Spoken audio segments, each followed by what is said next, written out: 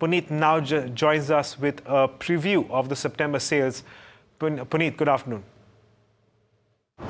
Well, thanks for that. So it's been a very interesting month because we had the Shraddh period starting from September 17 that have affected the sales. But at the same time, this is also the month where all OEMs or the companies specifically have built up the inventory because of the festive season that just starts in October.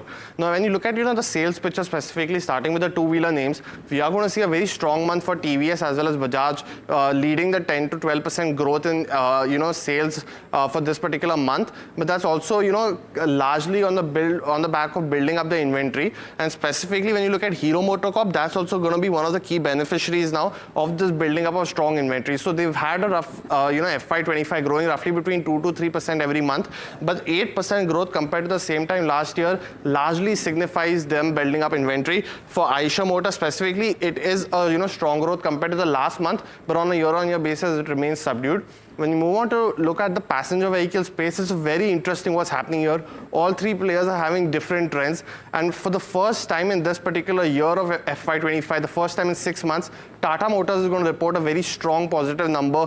On a year-on-year basis, 9% growth and 11% growth compared to the last month. While someone like a Mahindra, who has been growing upwards of 10 to 12%, is going to show lower growth on a year-on-year basis, while Maruti is going to be subdued. When you finally look at the commercial vehicle space as well, the likes of Ashok Leyland as well as Tata Motors are going to be very affected on a year-on-year basis.